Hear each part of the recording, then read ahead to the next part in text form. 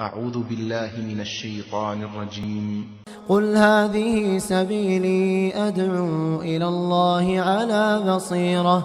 على بصيرة أنا ومن اتبعني وسبحان الله وما أنا من المشركين.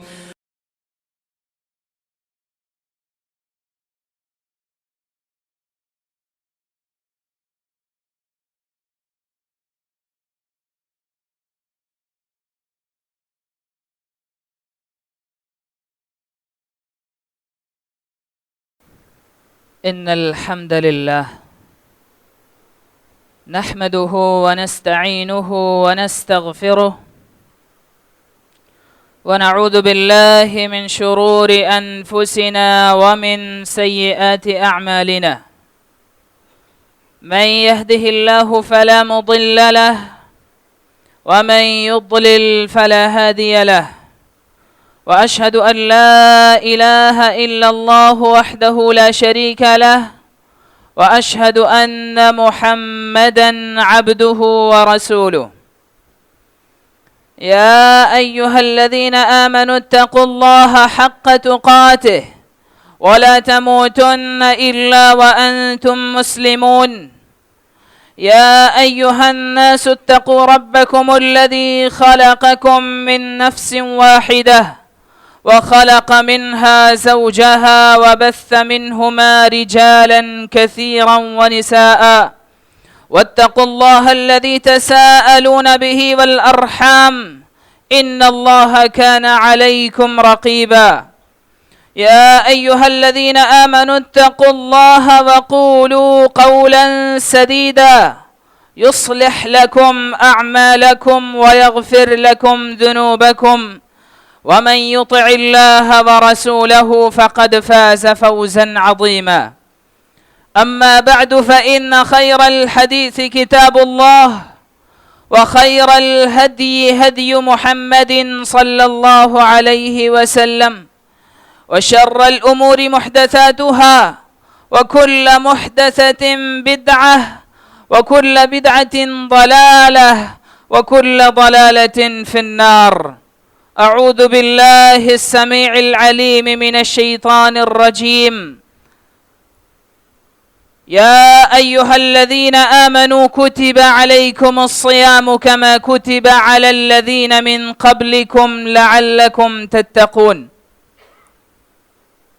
سبحانك لا علم لنا إلا ما علمتنا إنك أنت العزيز الحكيم. رب اشرح لي صدري ويسر لي أمري واحلل عقدة من لساني يفقه قولي. رب زدنا علما نافعا. میرے محترم بزرگوں، بھائیوں اور دوستوں اور خواتین اسلام، رمضان المبارک کا مہینہ شروع ہوا۔ سیکنڈ منٹ میں اور منٹ، گھنٹوں میں اور گھنٹے، دنوں میں اور دن، ہفتوں میں بیت گئے، پلک جھپکتے آج جب ہمیں اس کا احساس ہوتا ہے تو ہم دیکھتے ہیں کہ اس مبارک مہینے کا آدھا حصہ گزر چکا ہے۔ یہاں پر ذرا ٹھہر کر اپنے آپ سے ایک سوال پوچھنا چاہیے کہ ان گزرے ہوئے ایام میں آخر ہم نے اللہ رب العزت کی کس قدر اطاعت اور فرما برداری کی؟ یہاں پر دو قسم کے لوگ ہوں گے۔ ایک تو وہ جنہوں نے اپنی استطاعت بھر، اپنی طاقت بھر اللہ رب العزت کی اطاعت و فرما برداری کی، اور دوسرے وہ جنہوں نے اس مبارک ایام کو، ان مبارک گھڑیوں کو لہو و لعب اور کھیل کود اور تماشوں میں گزار دیے۔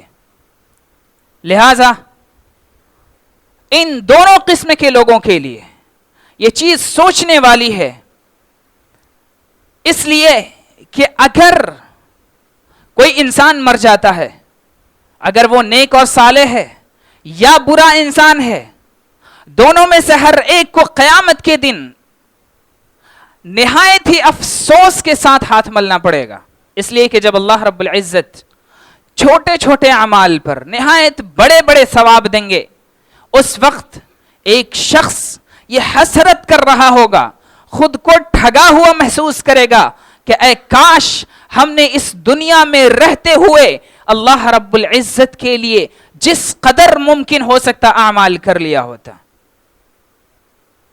علامہ ابن رجب حنبلی رحمہ اللہ لطائف المعارف میں بیان کرتے ہیں کہ اللہ کے بندو، اس ماہ مبارک کا آدھا حصہ گزر چکا ہے، تم میں سے ہے کوئی مرد مومن جو یہ کھل کر کہہ سکے کہ اس نے ان 15 دنوں میں اپنے نفس کا محاسبہ کیا ہے اللہ تعالیٰ کے سامنے، جس نے ان ایام کی قدر دانی کی ہے اور ان ایام کو غنیمت سمجھتے ہوئے اللہ تعالیٰ کی عبادت کی ہے۔ یاد رکھو، دیگر مہینے جو دوسرے مہینے سال کے ہیں اس کا ریپلیسمنٹ تو ہو سکتا ہے، اس کا بدل تو ہو سکتا ہے، لیکن رمضان المبارک کا کوئی بدل نہیں۔ لہذا ضرورت اس بات کی ہے کہ جنت کے دروازے بند ہونے سے پہلے پہلے اپنے لیے جنت میں اپنی جگہ متعین کر لیں۔ یقین جانیے یہی ہماری اصل کامیابی ہوگی۔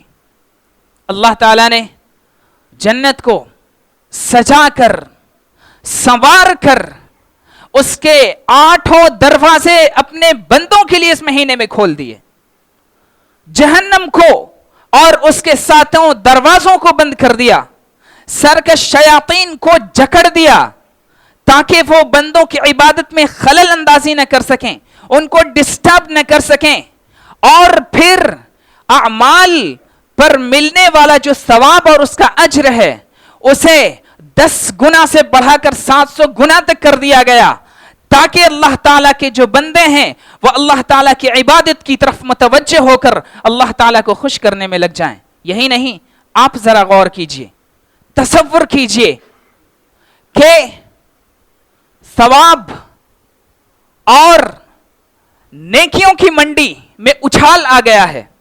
اللہ رب العزت جو ثواب دینے والا ہے وہ خود یہ دعویٰ کرتا ہے کہ آج میں اپنے بندوں کو اپنے ہاتھوں سے اس کا ثواب دوں گا۔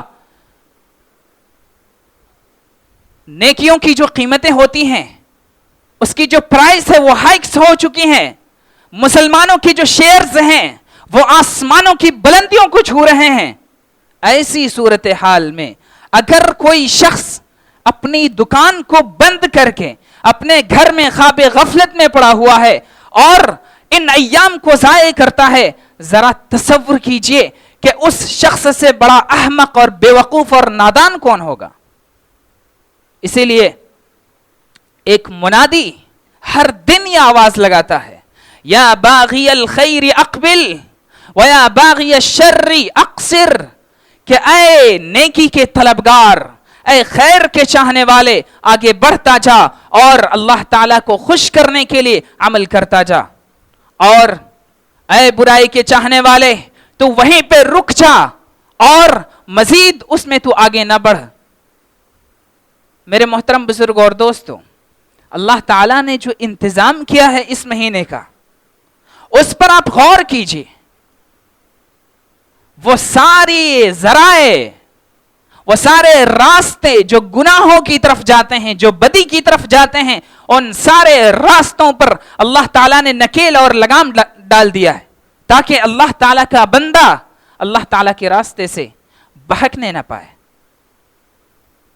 لیکن ہماری صورتحال یہ ہے کہ رمضان کے ابتدائی 2 دنوں میں نہایت ہی جوش و خروش کے ساتھ ہم نے قیام اللیل کیا، قرآن کریم کی تلاوت کی، اللہ تعالیٰ کی اطاعت کی، اللہ تعالیٰ کے راستے میں خرچ کیے، نیکی اور بھلائی کے ہر کام کیے، لیکن جیسے جیسے وقت گزرتا گیا ہمارا جذبہ سرد پڑ گیا، پھر وہی رفتار بے ڈھنگی جو پہلے تھی سو اب بھی ہے۔ میرے محترم بزرگوں اور دوستوں، ایک بات ہمیں یاد رکھنی چاہیے کہ ایک مومن بندہ وہ موڈی قسم کا انسان نہیں ہوتا کہ جب اس کا دل کرے بہت ہی زیادہ اللہ تعالی کی اطاعت و فرما برداری کر لے اور اس کے بعد سائلنٹ ہو جائے, مکمل طور پر اللہ تعالیٰ کی عبادت سے گریز کرنے لگے اور دستبردار ہو جائے.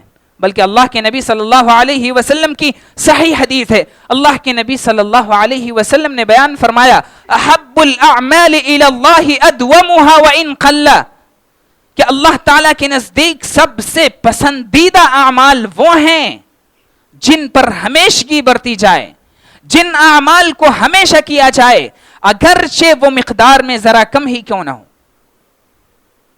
ہونا تو یہ چاہیے تھا کہ اگر ہم رمضان کے پہلے دن میں اللہ تعالیٰ کی اطاعت میں تھوڑی سستی اور غفلت برتی ہے تو اس سستی اور غفلت کو دور کرتے اور اللہ تعالیٰ کی عبادت جیسے جیسے دن گزرتا ویسے ویسے ہماری عبادتوں میں اضافہ ہوتا جاتا. لیکن افسوس صد افسوس کہ ہماری حالت بالکل اس کے برعکس ہے. میرے محترم بزرگ اور دوستو, اس مبارک مہینے میں اپنے آپ کا جائزہ لینا چاہیے کہ یہ وہ ایام ہیں جن ایام کا کوئی بدل نہیں ہے.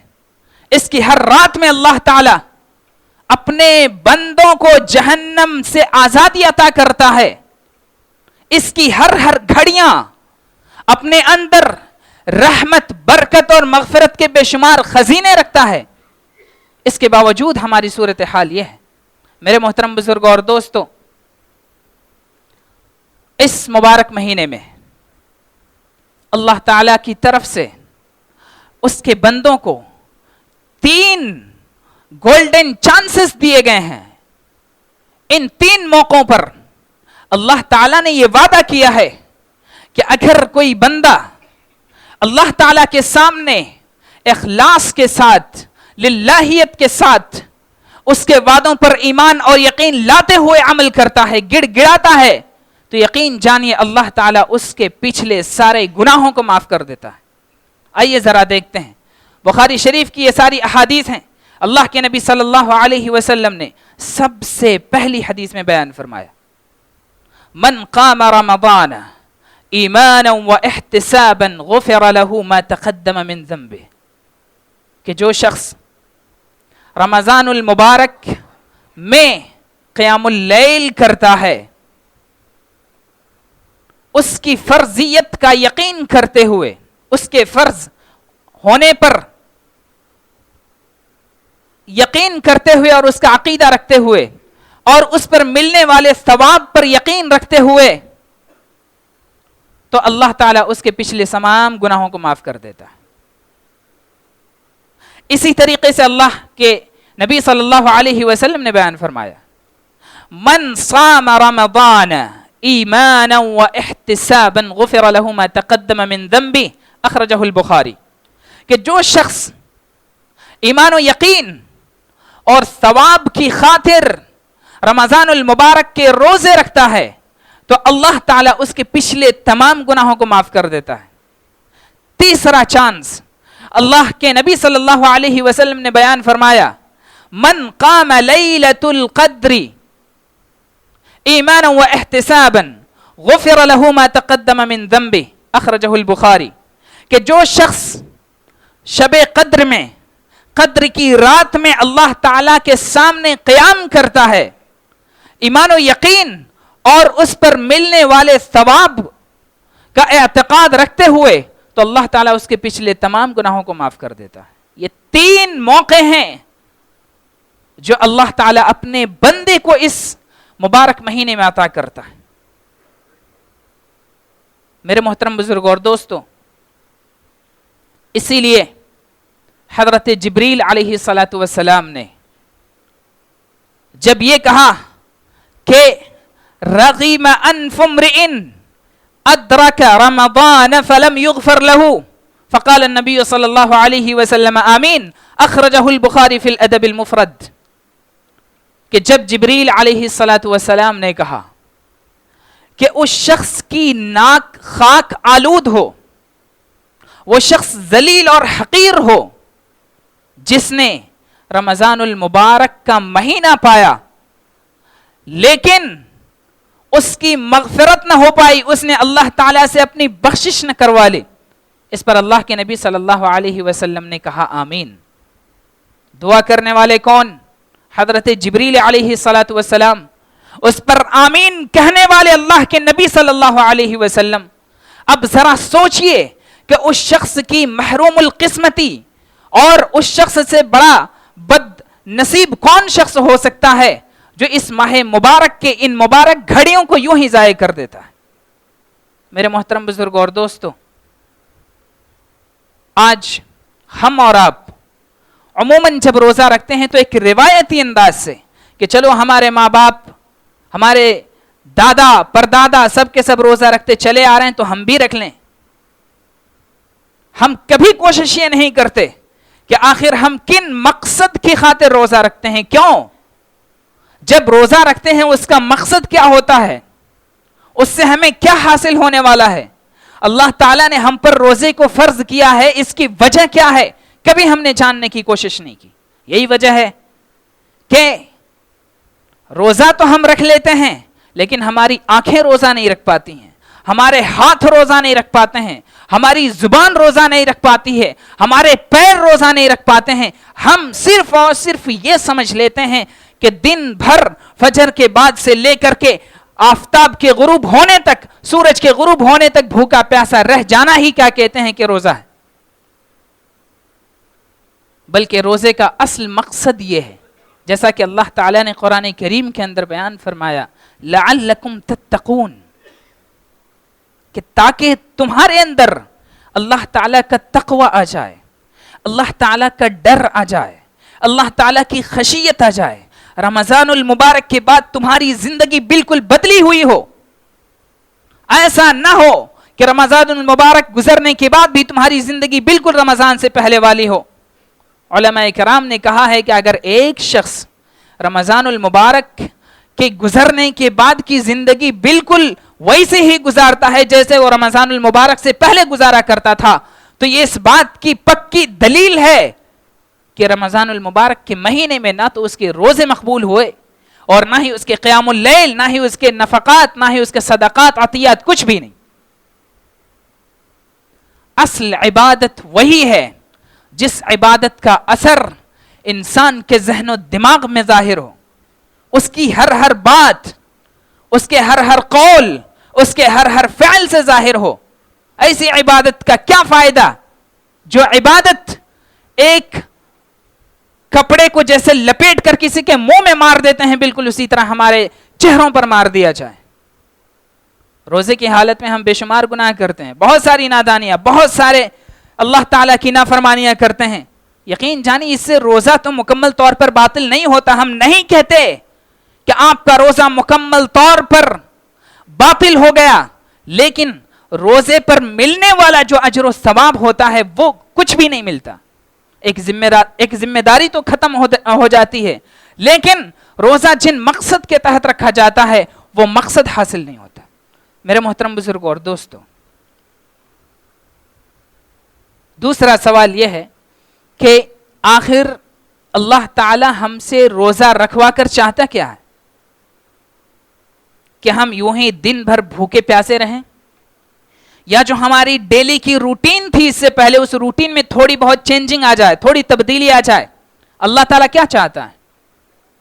اس سے پہلے ایک حدیث میں ہم نے شروع میں ذکر کیا تھا، اللہ کے نبی صلی اللہ علیہ وسلم نے بیان فرمایا، من صام رمضان ایمانا و احتسابا غفر له ما تقدم من ذنبه، کہ جو شخص رمضان المبارک کا روزہ رکھتا ہے اس میں دو شرط بیان کیا، ایمانا و احتسابا، اس بات پر ایمان رکھتے ہوئے کہ یہ روزہ اللہ تعالی کی طرف سے فرض کیا گیا ہے، کسی اور کی طرف سے نہیں، لہذا کسی کے دباؤ میں آ کر روزہ رکھنے کی ضرورت نہیں ہے۔ گھر والے، فیملی والے، محلے والے روزہ رکھتے ہیں، اس وجہ سے روزہ رکھنے کی ضرورت نہیں۔ سب سے پہلے احساس یہ ہونا چاہیے کہ اللہ تعالیٰ نے اسے ہمارے اوپر فرض کیا۔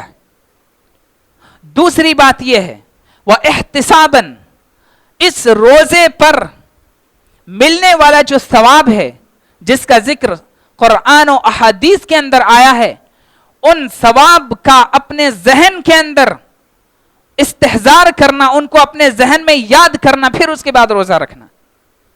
یہ مقصد ہے. اسی لیے اللہ تعالیٰ نے کہا ہے کہ کل عمل ابن آدم لہو الا الصوم. بخاری شریف کی روایت ہے, کل عمل ابن آدم لہو الا الصوم, کہ ابن آدم کا ہر عمل اس کے لیے ہے سوائے روزے کے. فإنہ لی وأنا اجزی بہ, اس لیے کہ روزہ میرے لیے ہے اور میں ہی اس کا بدلہ دوں گا. ذرا سوچیے, یہاں پہ ایک چیز سوچنے کی ہے کہ اگر کسی چھوٹے موٹے انسان سے ہمیں کچھ ملنے کی امید ہوتی ہے تو ہمیں اندازہ یہ ہوتا ہے, سب سے پہلے ہمارے ذہن و دماغ میں اس کا فائنینشیل اسٹیٹس سامنے آتا ہے کہ کتنے پراپرٹی کا مالک ہے, اسی حساب سے وہ ہمیں ہدیہ اور تحفہ دے گا. لیکن یہاں تو دینے والا اللہ رب العزت ہے, جو اگر ہر انسان کی مرادیں بھی اگر پوری کر دے پوری دنیا کے لوگوں کی, تو اس کے خزانے میں ذرہ برابر بھی کمی نہیں ہوگی. یہ احساس ہمارے اندر ہونا چاہیے, تب جا کر روزے کی اصل حقیقت اور اس کی معنویت ہمارے ذہن و دماغ میں آئے گی. اللہ تعالیٰ نے فرمایا فَإِنَّهُ لِي وَأَنَا أَجْزِي بِهِ, خالص اللہ تعالیٰ کے لیے, اس میں کسی قسم کی کوئی ریاکاری نہیں ہوتی. لہذا روزے کا مقصد یہی ہے, ہماری زندگی میں تبدیلی آ جائے, رمضان المبارک کے بعد اللہ تعالیٰ ہم سے راضی ہو جائے. تیسری بات کہ روزے کی حقیقت کیا ہے. اللہ کے نبی صلی اللہ علیہ وسلم نے, مسند احمد کی روایت ہے, بیان فرماتے ہیں کہ الصیام جنۃ وحصن حصین من النار, کہ روزہ ایک ڈھال ہے اور ایک مضبوط قلعہ ہے جہنم سے بچاؤ کا. اللہ کے نبی صلی اللہ علیہ وسلم نے روزے کو ڈھال کہا ہے. ڈھال, جب میدان جنگ میں ایک سپاہی اپنے سامنے ڈھال رکھ لیتا ہے تو سامنے دشمنوں کی طرف سے آنے والے تیر اور اس کے جو حملے ہیں اس سے وہ خود کو روکتا ہے اور بچاتا ہے. بالکل اسی طرح مومن کی زندگی میں روزہ ایک ڈھال ہے. اس ڈھال کے ذریعے وہ اپنے آپ کو مختلف قسم کے گناہوں سے بچاتا ہے, شیطان کے ہتھ کنڈوں سے بچاتا ہے, اور ایک ایسا مضبوط قلعہ ہے جس کے اندر اگر وہ خود کو بند کر لے تو باہر سے کسی حملے کا کوئی ڈر نہیں ہوتا. اسی حدیث کی ایک دوسری روایت آتی ہے, سنن نسائی کی روایت ہے, اللہ کے نبی صلی اللہ علیہ وسلم نے مزید اس کی وضاحت فرمائی کہ الصیام جنۃ کجنۃ احدکم من القتال, کہ روزہ ایک ایسی ڈھال ہے جس ڈھال, یعنی جیسے ڈھال کو ایک لڑاکو جو لڑنے والا ہوتا ہے میدان جنگ میں وہ استعمال کرتا ہے, بالکل اسی طرح روزہ ایک ڈھال ہے. سنن نسائی کی ایک تیسری روایت میں اللہ کے نبی صلی اللہ علیہ وسلم نے بیان فرمایا الصیام جنۃ ما لم یخرقها, کہ روزہ ڈھال ہے جب تک کہ وہ صحیح سلامت ہو. اگر ڈھال ہی میں سوراخ ہو, ڈھال کہیں سے سوراخ ہو جائے, اس میں چھید ہو جائے, تو کیا وہ دشمن کی طرف سے آنے والے تیر اور اس کے حملے کو روک سکتا ہے؟ ہرگز نہیں. تو اسی طرح مومن کے پاس جو روزہ ڈھال ہے وہ مضبوط ہونا چاہیے ہر طرف سے. اس حدیث کی مزید شرح اللہ کے نبی صلی اللہ علیہ وسلم نے بیان فرمایا الصیام جنۃ ما لم یخرقها بالغیبہ, ایک مسلمان کے پاس روزہ جو ڈھال ہوتا ہے اس ڈھال کو وہ کمزور کیسے کرتا ہے؟ غیبت سے. اگر بندہ روزے کی حالت میں غیبت کرے, مختلف قسم کی برائیاں کرے, ابھی آج کے دور میں IPL کا بخار نوجوانوں کے سروں پہ بری طرح سوار ہے, سوشل میڈیا سارا دن, ہمارا سارا وقت سوشل میڈیا میں گزرتا ہے, اچھی بری ساری چیزیں ہماری نظروں کے سامنے سے گزرتی رہتی ہیں, ہمارا روزہ متاثر ہو جاتا ہے. یہی وہ ساری چیزیں ہیں جو انسان کے ڈھال کو کمزور کرتی ہیں. اب اگر ایسے ڈھال کے ساتھ ایک لڑنے والا میدان جنگ میں آ کے اتر جائے جو ڈھال مضبوط نہ ہو, کمزور ہو, پھٹا ہوا ہو, تو ایسے میں وہ دشمنوں کا مقابلہ کیا کر سکتا ہے؟ اسی لیے دیکھیں گے کہ بہت سارے لوگ رمضان المبارک میں روزہ رکھتے ہوئے عجیب و غریب کیفیت کے شکار ہوتے ہیں, عجیب مایوسی, عجیب الجھن, روزہ ان پر بوجھ لگنے لگتا ہے, اللہ تعالیٰ کی اطاعت ان پر بوجھ لگنے لگتی ہے. میرے محترم بزرگوں اور دوستو, اللہ تعالیٰ کی عبادت میں بہت لذت ہے, بے انتہا ٹیسٹ ہے. شرط یہ ہے کہ اللہ تعالیٰ کی عبادت کو بالکل اسی طرح انجام دیا جائے جیسا کہ اللہ کے نبی صلی اللہ علیہ وسلم نے انجام دیا, ورنہ تو ایسے روزے کا کوئی فائدہ نہیں, ایسے قیام اللیل کا کوئی فائدہ نہیں. اللہ کے نبی صلی اللہ علیہ وسلم نے بیان فرمایا, من لم يدع قول الزور والجهل والعمل به فليس لله حاجة في أن يدع طعامه وشرابه. من لم يدع قول الزور, کہ جو شخص لہو و لعب اور باطل سے اپنے آپ کو نہیں روکتا, جہالت کے کاموں سے اپنے آپ کو نہیں روکتا, پھر اللہ تعالیٰ کو کوئی ضرورت نہیں کو بندہ دن بھر صبح سے لے کے شام تک بھوکا پیاسا رہے, کوئی فائدہ نہیں. اللہ تعالیٰ کو کوئی ضرورت نہیں ہے. اس حدیث کی مختلف روایتیں ہیں. اسی لیے اللہ کے نبی صلی اللہ علیہ وسلم نے ایک دوسری حدیث میں بیان فرمایا کہ اذا كان يوم صوم احدكم فإن سابه فلا يرفث ولا يصخب فإن سابه أحد أو قاتله فليقل إني امرؤ صائم. کہ جب آدمی روزے کی حالت میں ہوتا ہے, یہ الگ مسئلہ ہے کہ اللہ تعالیٰ نے بہت سارے ذرائع اور وسائل کو بند کر رکھا ہے تاکہ بندے کے روزے میں کوئی خلل نہ ہو, لیکن جو شیاطین من الانس ہیں, انسانوں میں سے جو شیطان ہیں, وہ ہمیشہ معاملے کو خراب کرنے کی کوشش کر سکتے ہیں. اگر ان کی طرف سے تمہیں کوئی پریشانی ہو تو تم کہہ دو کہ میں تم سے زبان درازی نہیں کر سکتا اس لیے کہ میں روزے سے ہوں, اس لیے کہ میں روزے سے ہوں. اپنے روزے کی حفاظت بہت ضروری ہے, روزے کی حفاظت بہت ہی ضروری ہے, ورنہ اس کا کوئی فائدہ نہیں ہوگا. اللہ کے نبی صلی اللہ علیہ وسلم خود ایک حدیث میں بیان فرماتے ہیں کہ رب صائم لیس من صیامہ الا الجوع. ہم میں سے بہت سارے ایسے لوگ ہیں روزہ رکھنے والے جن کو اپنے روزے سے کچھ بھی فائدہ نہیں پہنچتا ہے سوائے اس کے کہ وہ دن بھر یوں ہی بھوکے پھرتے رہے. اسی طرح اللہ کے نبی صلی اللہ علیہ وسلم نے بیان فرمایا رب قائم لیس من قیامہ الا السحر لیس له من قیامہ الا السحر. کہ بہت سارے لوگ قیام اللیل میں آتے ہیں, بہت سارے لوگ تراویح کی نماز میں نماز کے لیے آتے ہیں, لیکن ان کو ان کی نماز سے کچھ بھی نہیں ملتا سوائے اس کے کہ وہ رات بھر جاگ کر اپنا وقت ضائع کرتے ہیں. روزے کی حفاظت بہت ضروری ہے.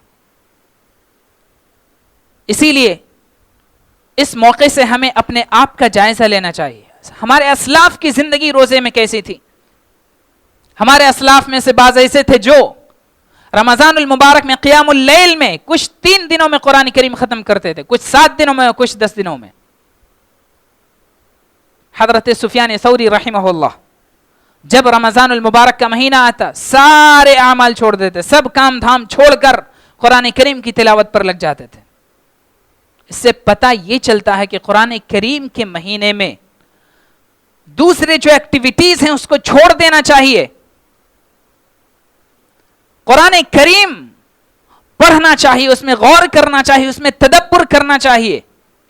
فرسٹ پرائرٹی جو قرآن کریم کی ہونی چاہیے, اس کے بعد ساری چیزیں آتی ہیں, درس ہیں, دروس ہیں اور علم حاصل کرنا اور بہت ساری چیزیں, لیکن سب سے پہلی چیز ہمارا رشتہ قرآن کریم سے استوار ہونا چاہیے.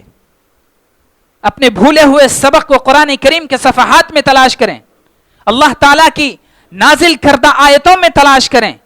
یقین جانی اس کا اثر براہ راست انسانی دلوں پر ہوتا ہے. میرے محترم بزرگوں اور دوستوں, لہٰذا آئیے ہم یہ عزم کریں کہ جو بقیہ دن ہیں ان دنوں کو اللہ تعالیٰ کی اطاعت و فرما برداری میں گزاریں گے.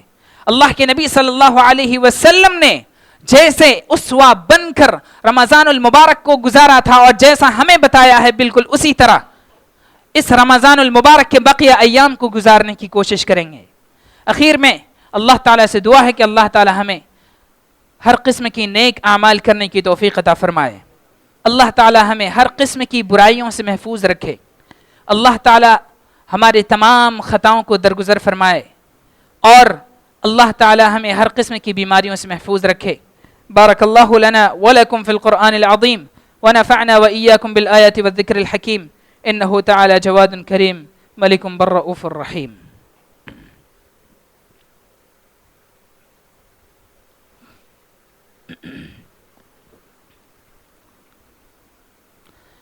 इन्नल हम्दुलिल्लाह नहमदुहु व नस्तईनुहु व नस्तगफिरुह व नऊज़ु बिल्लाहि मिन शुरूरि अनफुसिना व मिन सय्यिआति अअमालिना मन यहदिहिल्लाहु फला मुदिल्ल लहु व मन युद्लिल फला हादिय लहु व अशहदु अन ला इलाहा इल्लल्लाहु वहदहु ला शरीका लहु व अशहदु अन्न मुहम्मदन अब्दुहु व रसूलुहु अम्मा बअद फ़इन्न खैरल हदीसी किताबुल्लाह व खैरल हदी हदी मुहम्मदिन सल्लल्लाहु अलैहि वसल्लम व शर्रल उमूरि मुहदसातुहा व कुल्ल मुहदसतिन बिदअह व कुल्ल बिदअतिन ضलालह व कुल्ल ضलालतिन फिन्नार। अऊज़ु बिल्लाहि अस्समीइल अलीम मिनश शैतानिर रजीम।